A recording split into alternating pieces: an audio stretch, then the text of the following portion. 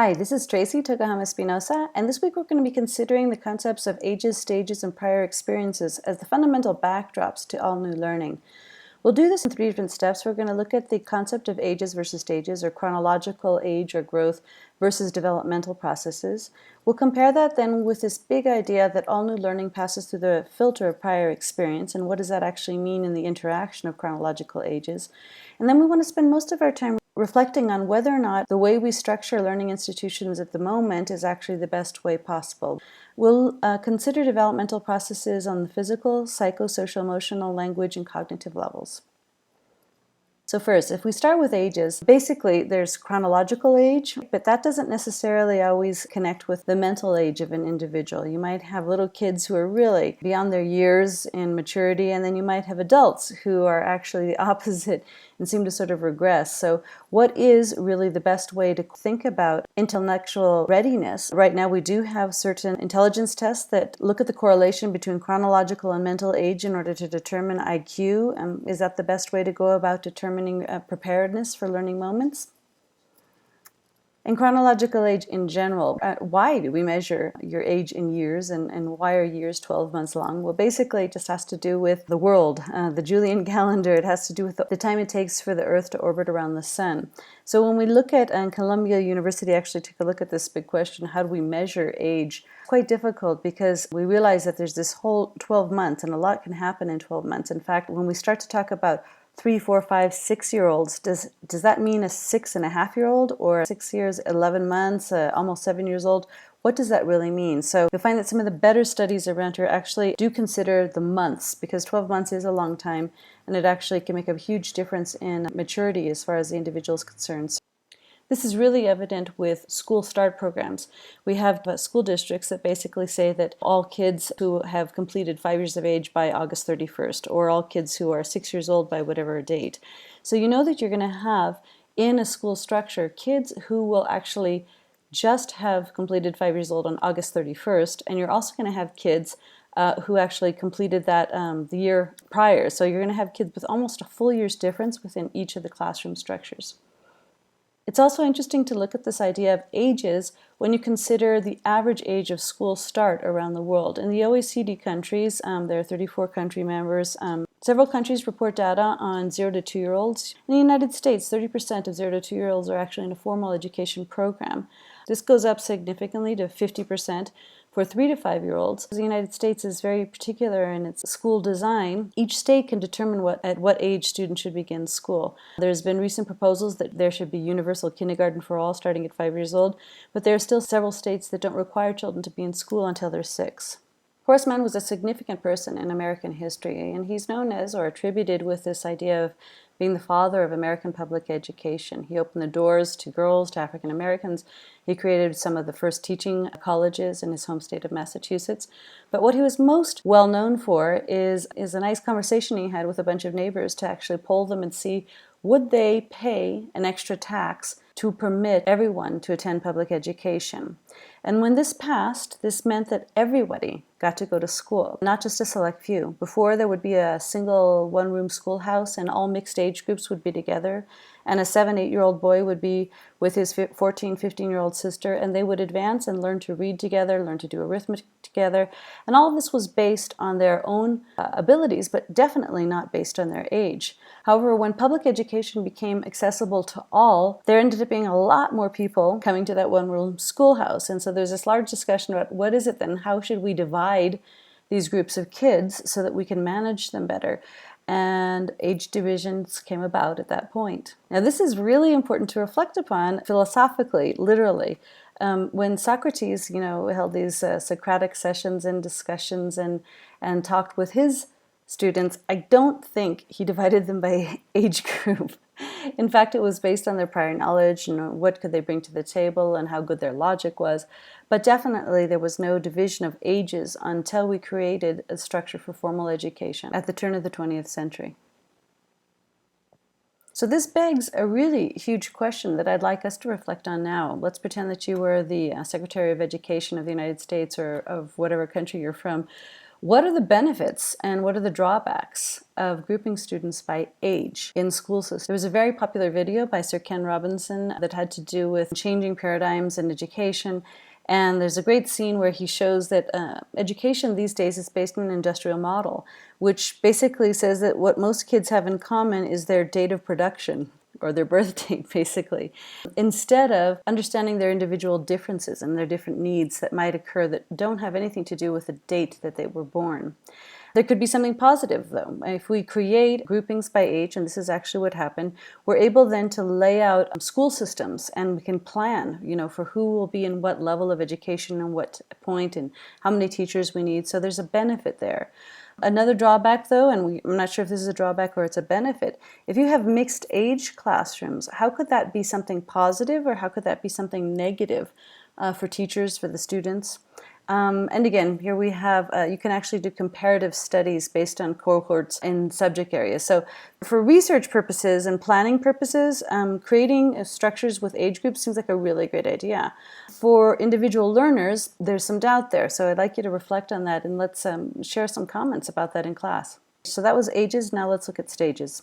There's various ways to look at the stages of human development, and basically we're going to look at 4 big ones. The first one has to do with physical stages of development. The second is psychosocial emotional stages of development. The third has to do with language development, and the fourth has to do with general cognitive skills. When we talk about physical development, we talk about moving from the cells to having a full fetus, to a newborn child, to an adult, and then to an older adult. And each of these different stages of development, as we talked about in previous classes, will have either sensitive or critical periods for formation. After the fetus is born, then we have this disproportionately large head, when a kid is newborn, and the body proportions actually change throughout into adulthood. So once a kid passes puberty, then we start to have a very different balance as far as the proportion of head size to the body size. So relative to the other types of human development, physical development is extremely well documented, and there's very clear rubrics about how to gauge whether or not a kid has met certain milestones, which would be average for human physical development. And this actually goes for physical development where the brain is concerned as well. We know these key milestones as the brain develops just after a few days or weeks, and then what a child is born with after 9 months of gestation. If you recall in previous classes, we did talk about the big ideas of critical versus sensitive periods and how there are changes in synaptogenesis during that time. And what's really important to consider is that there is a certain level of cognitive decline starting into old age. These are big questions for society these days. As more and more people live longer and longer, we have to really entertain these ideas of how are we going to keep those people active, busy. And one of the very key findings recently has to do with staying busy. Use it or lose it. The more active the brain remains, the later the cognitive decline. So we spend a lot of time talking about early childhood and human development in the early stages. We want to balance this out with aging populations in just a second, but I want to play a very brief video that explains or justifies really the focus on investing in quality early childhood development. The healthy development of young children in the early years of life literally does provide a foundation for just about all of the challenging social problems that our society and other societies face. What we're learning, not just from behavioral and developmental research, but also now from exciting developments in neuroscience and molecular biology, is how much early experience from birth, in fact, even before birth, how much this experience literally gets into our bodies and shapes our learning capacities, our behaviors, and our physical and mental health. The brain is basically built from the bottom up. First, the brain builds basic circuits that are responsible for basic skills, and then more complex circuits are built on top of those basic circuits as we develop more complex skills. Biologically, the brain is prepared to be shaped by experience. It's expecting the experiences that a young child has to literally influence the formation of its circuitry. It's built into our biology. The interaction between genetics and experience that shapes brain architecture is embedded in the reciprocal relationships that children have with adults in their lives. And by that we mean what we refer to as the serve and return nature of children's interaction with their adults. Development and the impact of experience on development is not a one-way street. It's a back and forth interaction.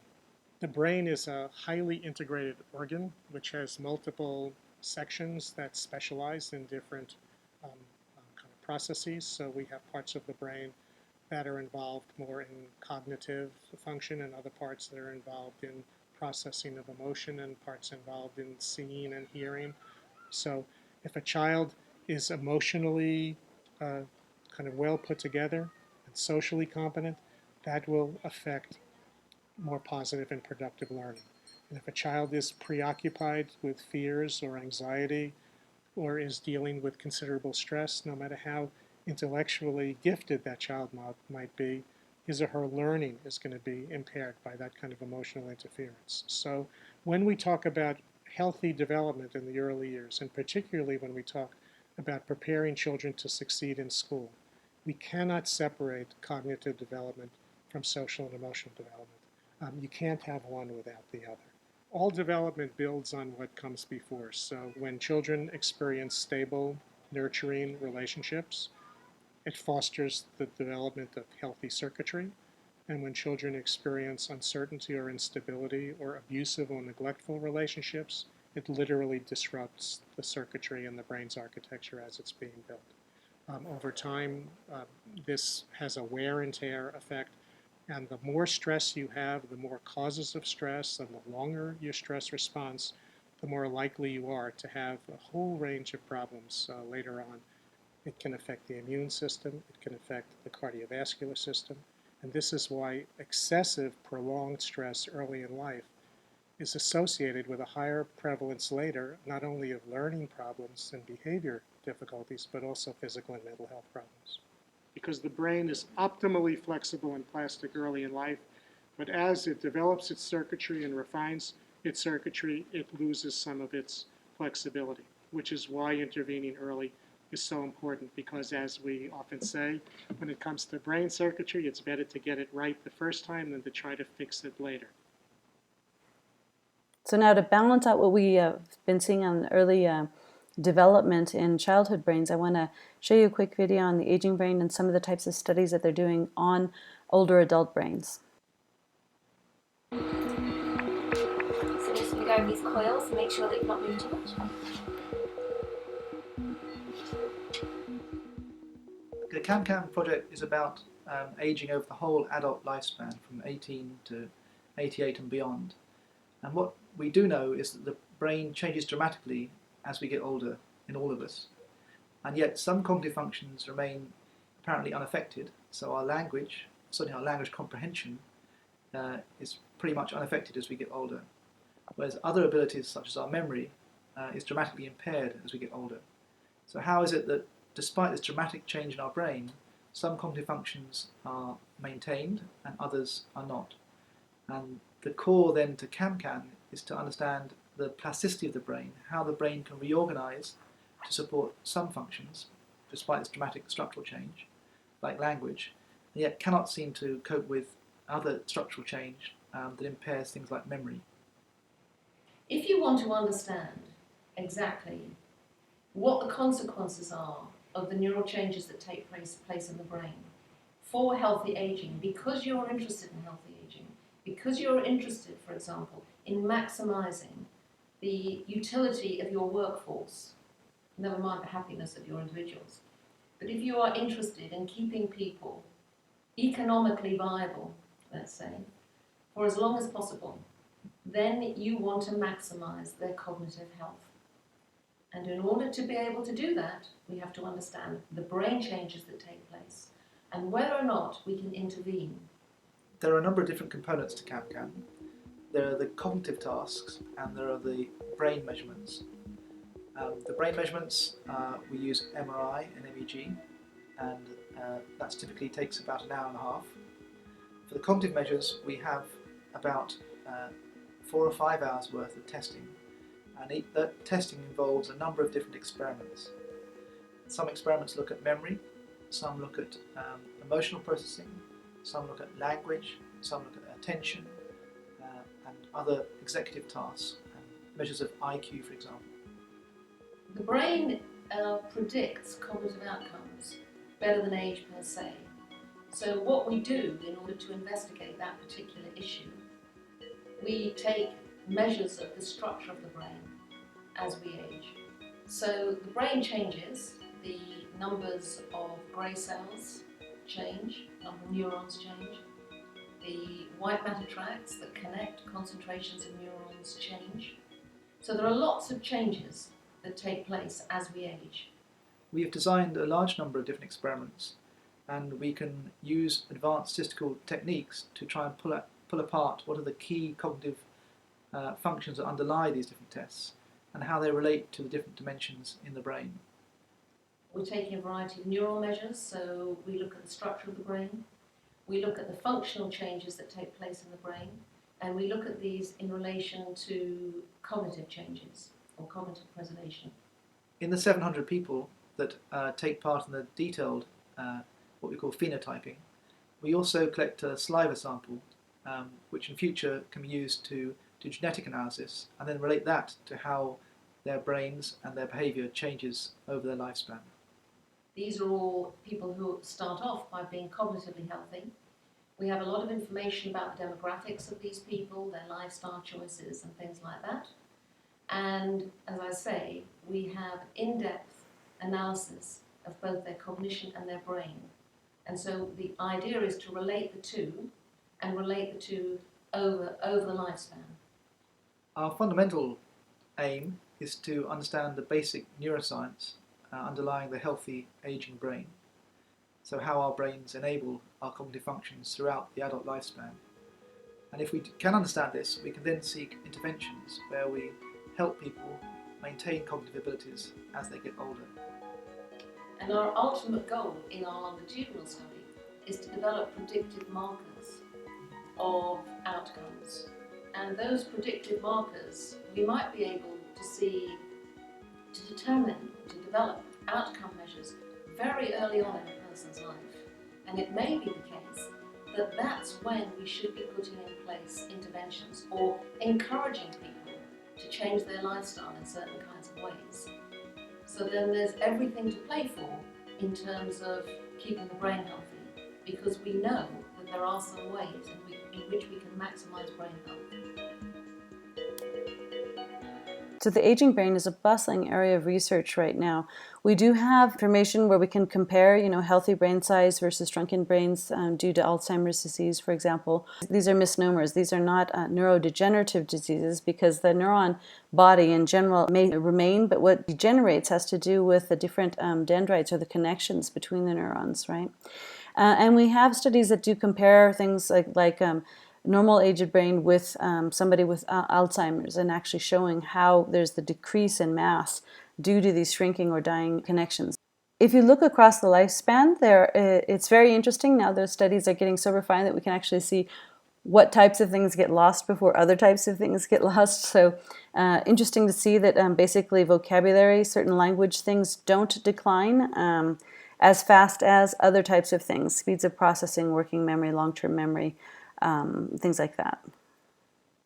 So if we go back to kids for a second, we've talked a lot about risk and protective factors in this class. What we'd like to consider now is what are the risk and protective factors for physical growth?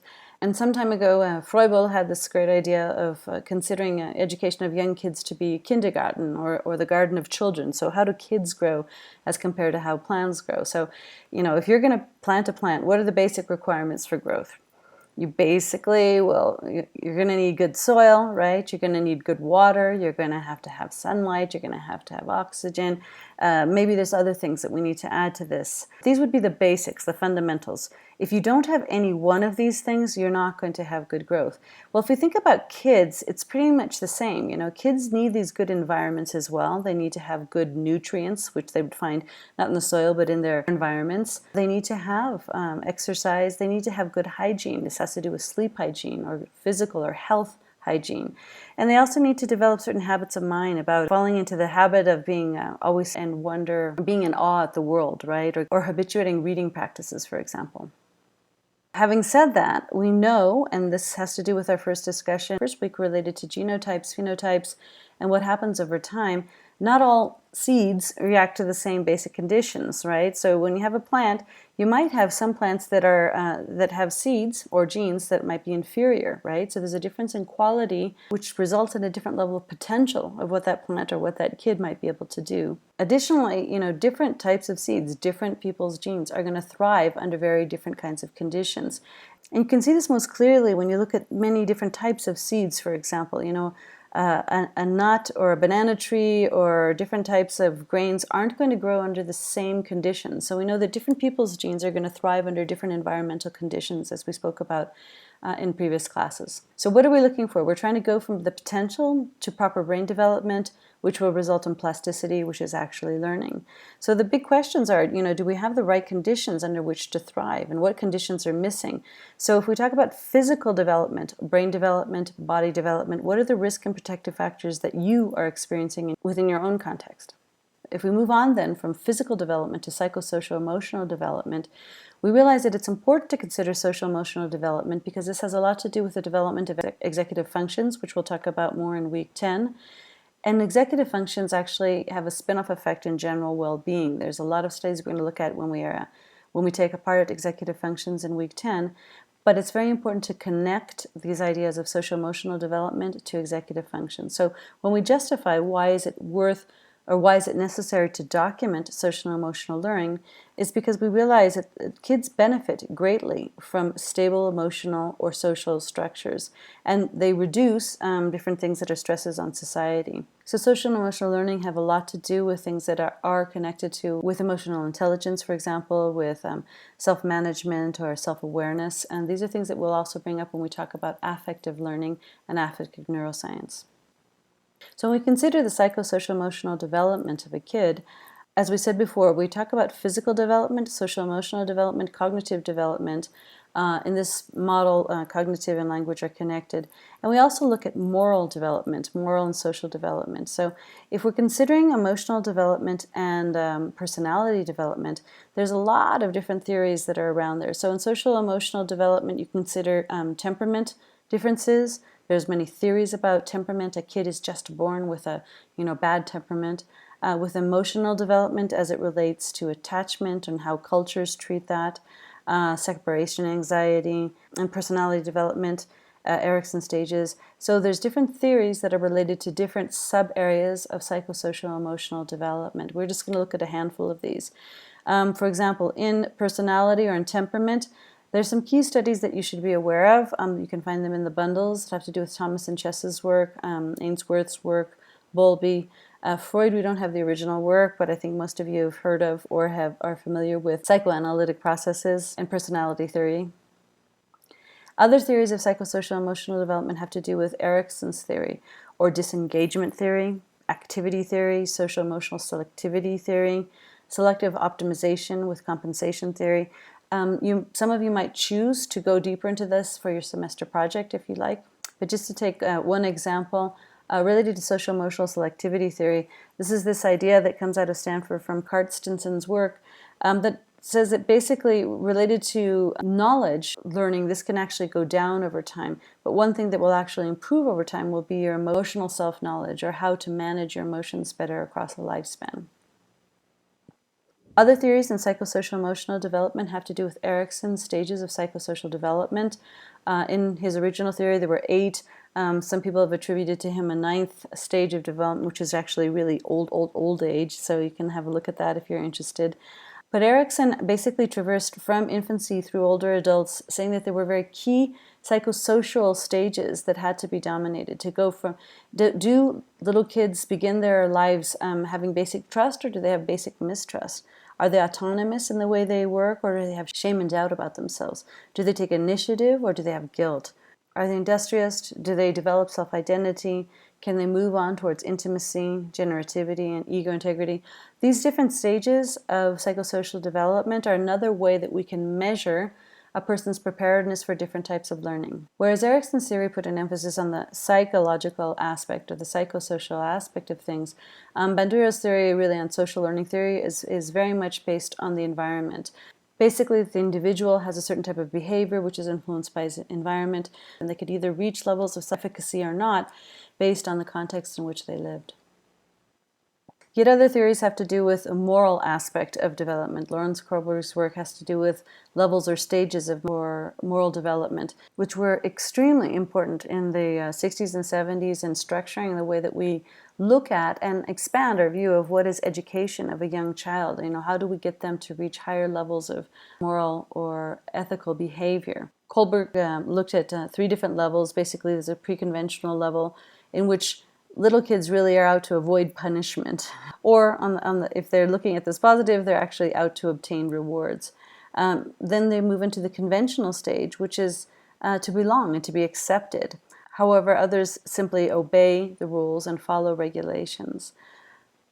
And in the final stage, in the post-conventional stage, in adulthood, it's either to make or to keep promises or to live moral imperatives. There were a lot of wonderful experiments that they did sort of to gauge it, where they fell on the scale. One was called the Heinz dilemma, in which a man, his poor wife is dying of a disease, and the only company that makes the medicine is charging a whole lot of money, and he can't make the money, and he begs and borrows and gets he gets about half the money he needs, but the pharmacist won't sell him the medicine, and he then breaks in and steals the medicine to save his wife. So these stories were very interesting because Kohlberg basically said it doesn't really matter what the guy did in the end. It's basically how the kids will justify, or how an adult would justify what the man did or condemn the man for what he did, okay? So Kohlberg's work was to actually measure moral developmental stages and how they change throughout the lifespan. So what are the risk and protective factors when we look at the psychosocial emotional aspects of development? Basically, they have a lot to do with mental health. We know that their risk and protective factors, as we mentioned before, they are the same, but for individuals, for some people, your biology might be a risk factor or it could be a protective factor. Your social environment could be a risk factor or it could be a protective factor. Psychologically, your psychological state can be positive or negative, and in being one or the other, it's a risk or a protective factor. So one place to start to see if the conditions are set or ripe for good psychosocial emotional development is to look into these 3 realms of biological, social, and psychological structures. Other ways to do this are by actors or levels in society. What are the risk factors for the child himself based on his family, the social structure, school, center, or even culture that he lives in?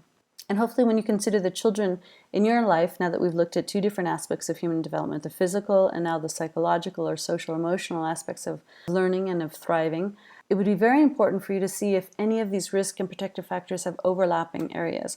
Is what is a risk factor for physical growth always a risk factor for psychological growth? Not necessarily. Different types of things can be risk factors and protective factors in different ways.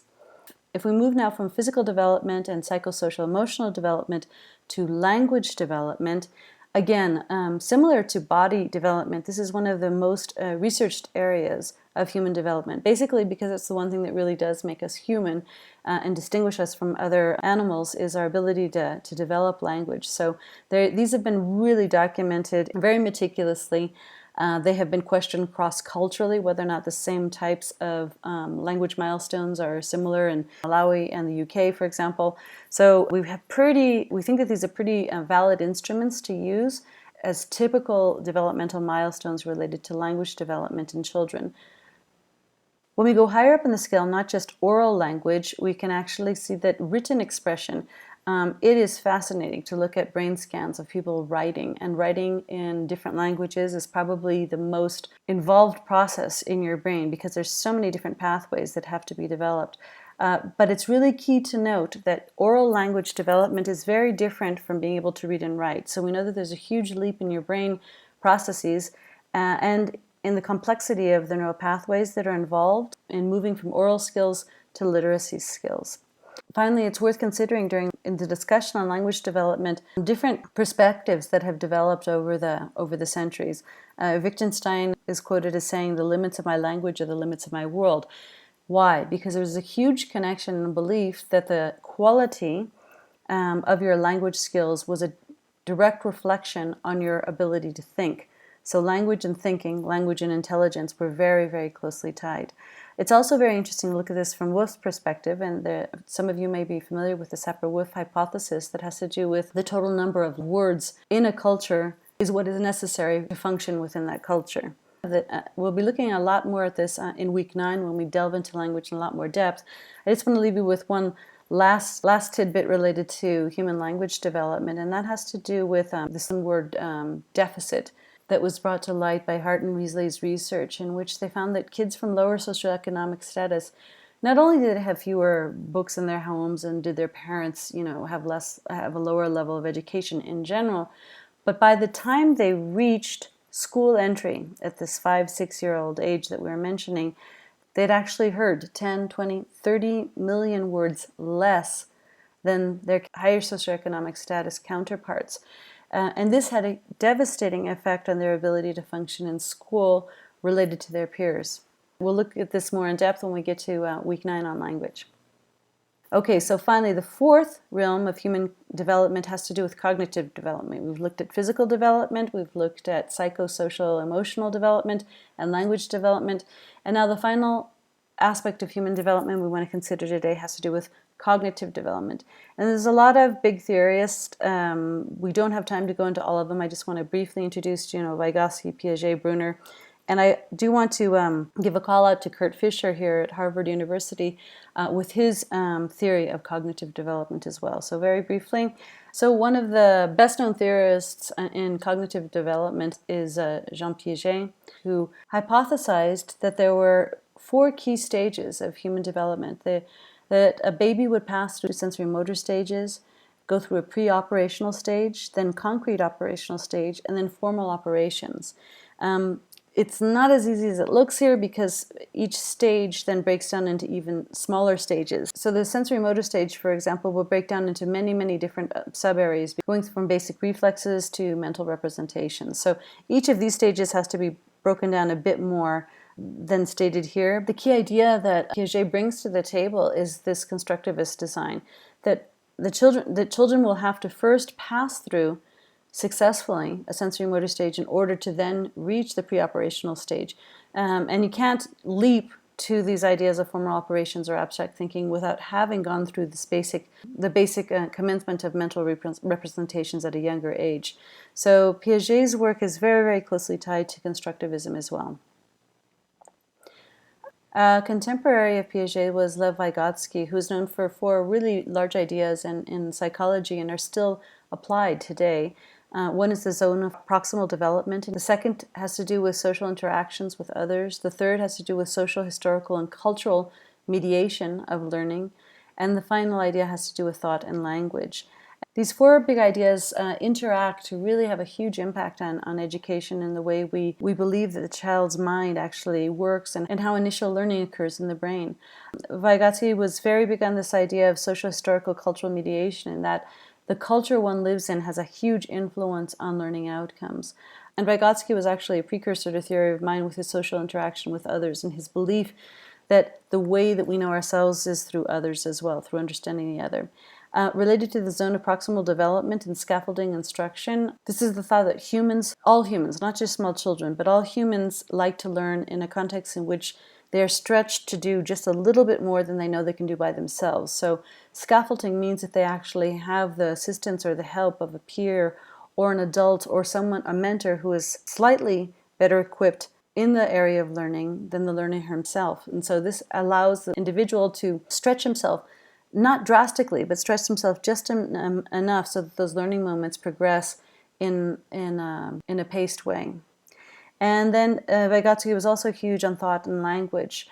He believed that that the way that mental schema are structured in your brain is heavily dependent on language. So if the only dog you ever knew is a small poodle, and that's your mental schema for dog.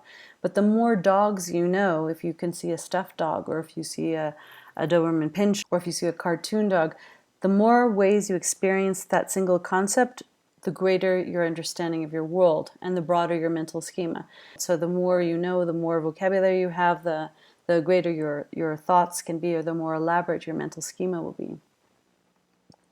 If you compare Vygotsky and Piaget together, just really interesting to see this comparison.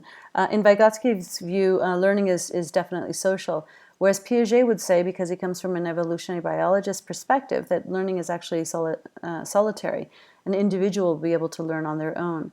Vygotsky would say that development is driven by input from others, and Piaget would say that it has to do with the conflict between the stages, being able to get up to the next stage of cognitive development. Vygotsky would say that context is important, especially as it relates to culture, and that has an influence on learning.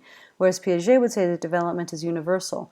All people around the world, all children, independent of what cultural context they are born in, will go through the same 4 stages of development.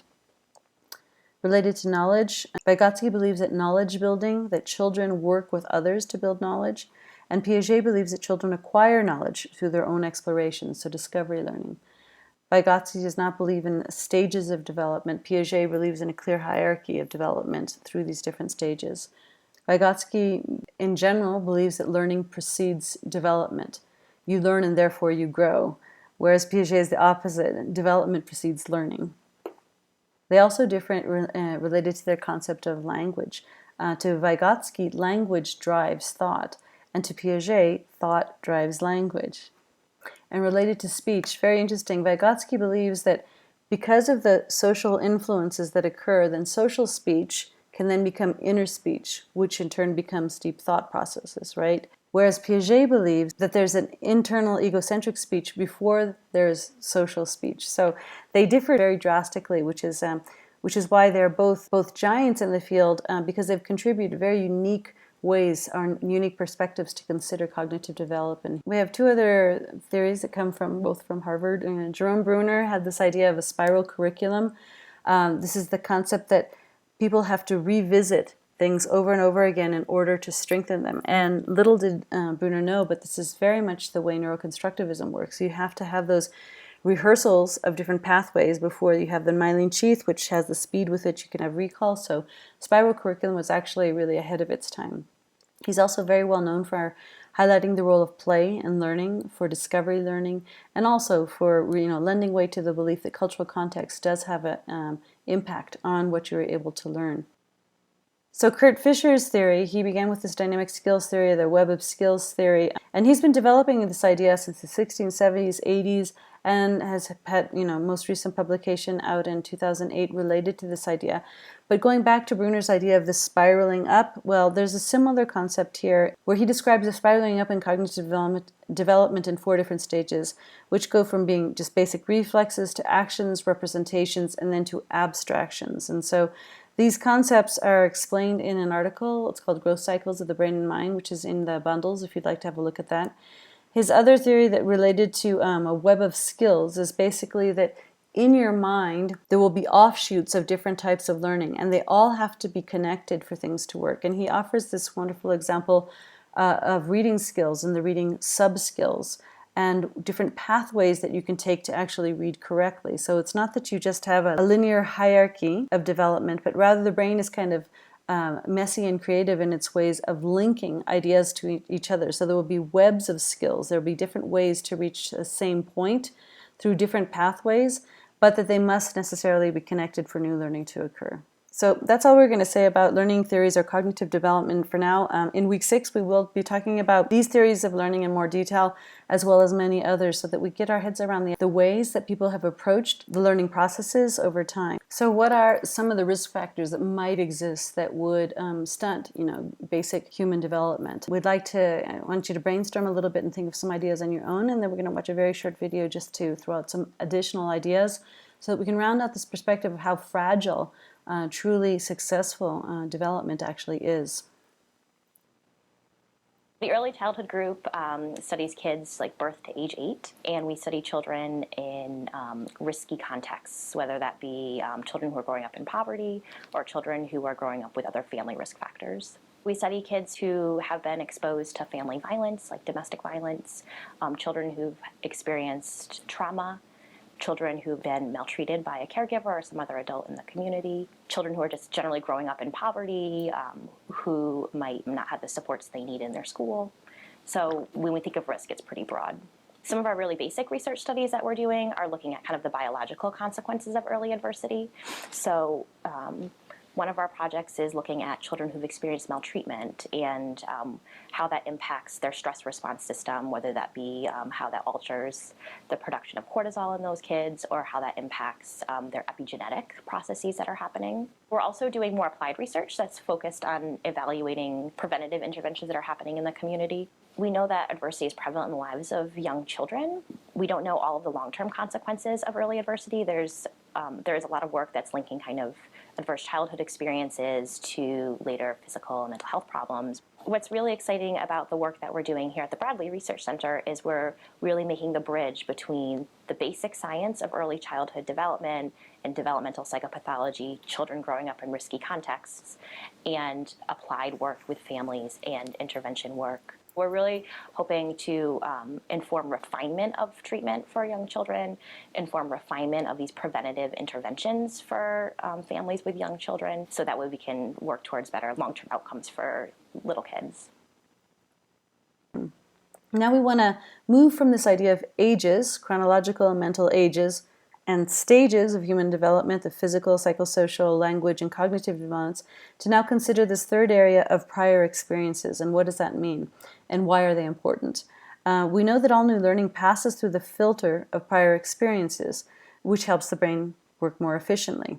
And this is just not a descriptive or metaphorical idea. It's basically the physiology of the brain. When you learn about your world through your sensory perceptions, right? First stop that any sensory input makes, it does a quick stop at the amygdala. Should I be worried, afraid, run from this? And then split second, frontal lobe, and then back to the hippocampus for a double check on, do I really know this? What do I really know about this? So if we have this new stimulus, if it's related to something that we already know, we can conserve energy in our new learning about that new experience. And this seems pretty obvious, but it's worth repeating. The brain is most efficient when there's no gaps in basic knowledge. And this has to do with this concept of neuroconstructivism. Literally, your brain has to develop basic links before it can get to higher order links. You cannot learn to subtract if you don't know how to add, for example. There are some basic fundamentals in the design of the way things are connected in your brain in order to make your brain more efficient in retrieval of that information. So certain basic pathways appear to need to be in place before more complex ones can be developed. And this is Cyrus's work, which is also in the bundle in your classroom if you'd like to have a look at this big idea of neuroconstructivism, which sort of builds off of the psychological and educational constructivism of Piaget to say, yes, we need to have the building blocks of new knowledge. This is actually talking about the physiology. How is it actually laid out in your brain? And just to make sure that we're using vocabulary in the same way here, constructivism means building off of what somebody already knows to create new knowledge, okay? So this means if I have some prior knowledge here and prior knowledge here, that lets me have new learning of this concept. And this concept, in turn, when it's coupled with an additional stimulus, might give me another piece of knowledge. And these things together would actually result in additional knowledge. So this comes from this idea of, the more you know, the more you can know. The more things you know can actually be linked to new ideas. And your brain builds new concepts off of other pieces. It's like building a puzzle. It's like constructing a building. You're actually putting in groundwork pieces so that you actually can have the whole at the end of the day. So as we mentioned before, Piaget was very big on this and believing in constructivism. This is why he had his stages, that certain things have to happen before other stages could occur. We're now finding, 50, 60 years later, that this is actually true of what's happening in your brain.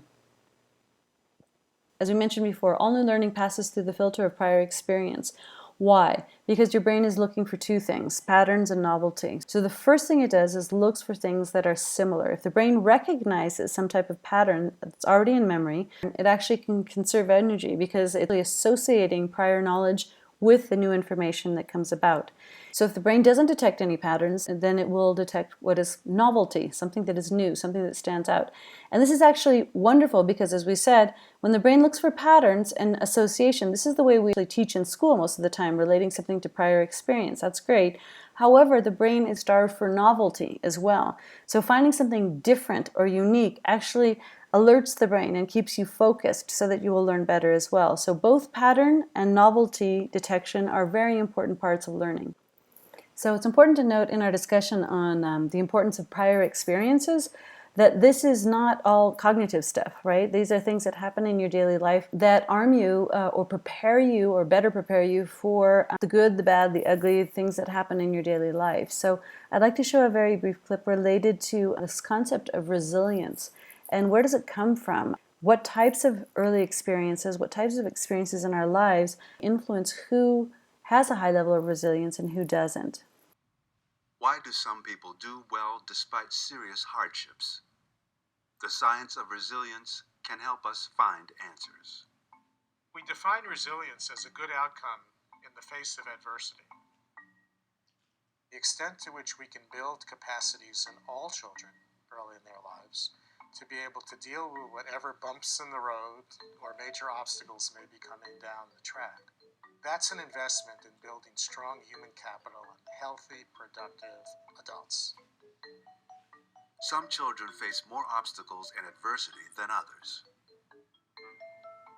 Like having a parent with a major mental illness, growing up in a very socioeconomically disadvantaged community, going to schools that are not good, being exposed to violence in the neighborhood or in the home.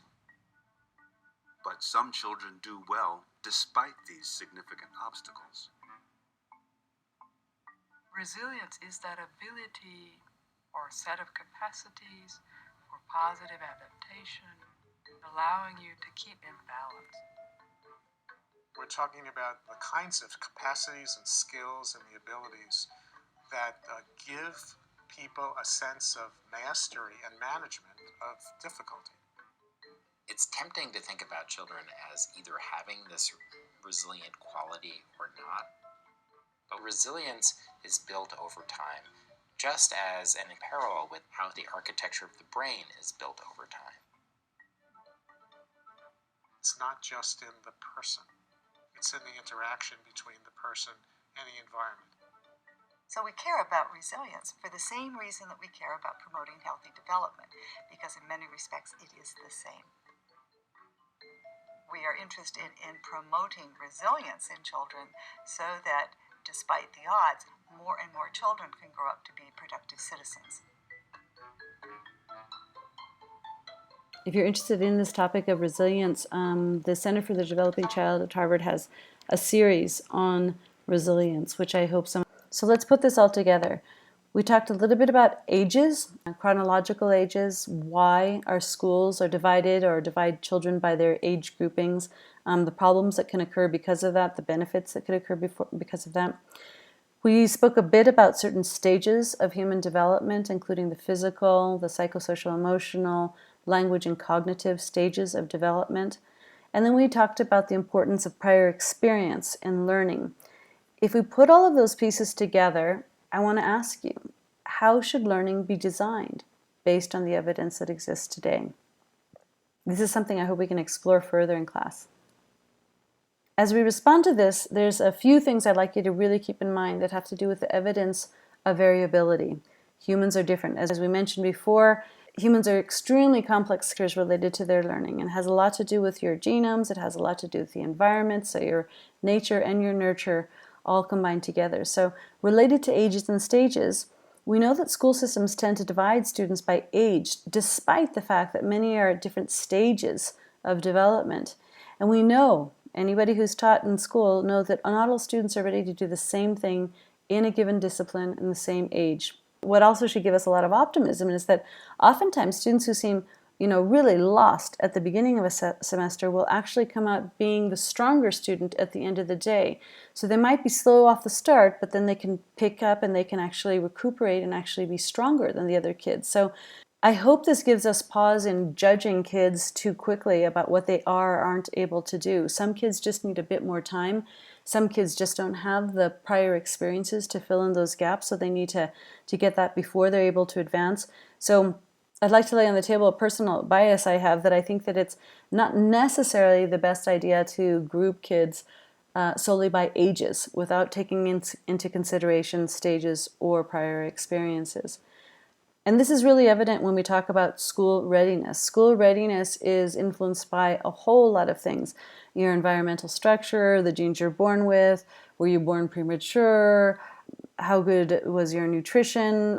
Have you been read to as a child? So, school readiness has a lot of variability. And this is because the maturity of neural circuits is dependent both on the genes one is born with, as well as all the experiences in their environment, okay? So a concrete example related to prior experiences has to do with the language. Kids who come from homes in which the parents read to them are better prepared to then begin formal learning of reading because they've had different types of experiences. So we know that it's not just that kid's birth date, and it's not just his stage of mental preparedness or his developmental stage. It has a lot to do with the prior experiences he's had in his life, which will make a difference in his ability to learn successfully in school settings. But this leaves us with a really big question. What are the options? I've been kind of hypercritical about dividing kids by ages, but it's very hard to think about getting away from that. So is it really practical to think about moving away from age divisions?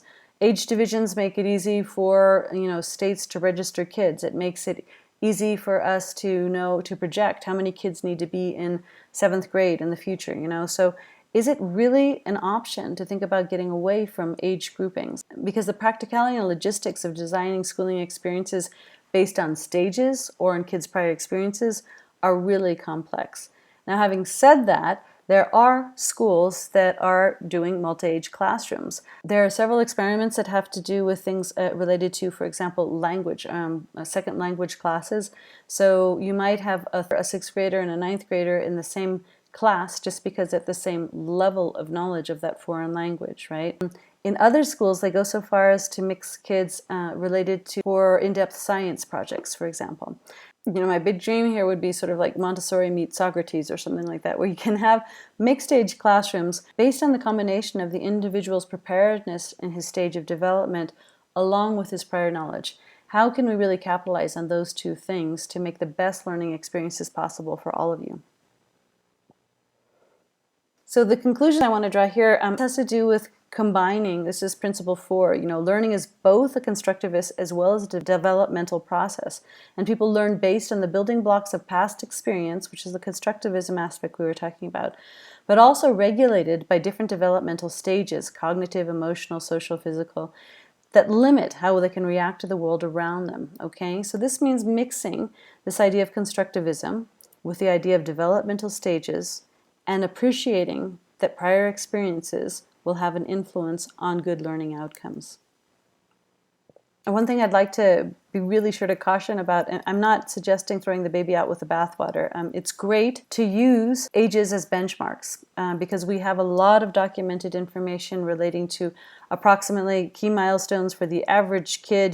By the time he's 7 months old, he should be babbling. By the time he's 12 months old, he should at least be pointing. By the time he's 13 months old, he should comprehend at least 50 words.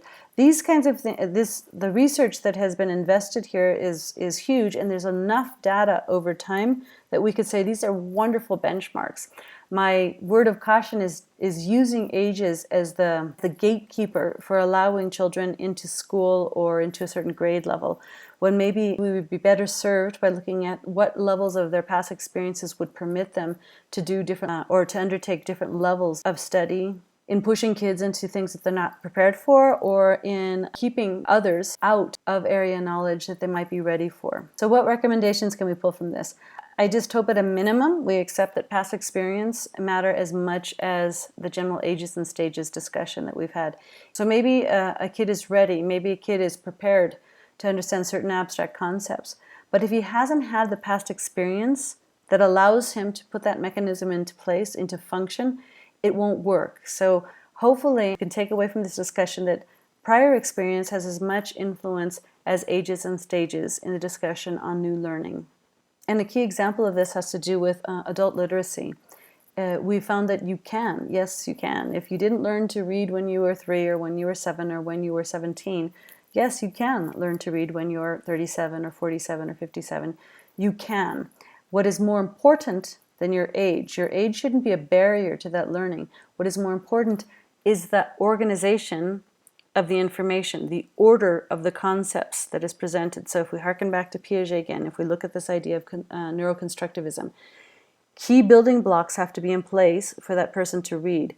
So independent of how old they are, if they first can learn certain phonemes, and then they can put those phonemes together, and then they can learn certain words, and then they can piece that together into a sentence, and then they can finally read a paragraph. The order of that is more important than the age of the individual. Okay, so this brings us to our closing. What did we try to do? We talked about ages in the chronological sense. We looked at stages of developmental processes.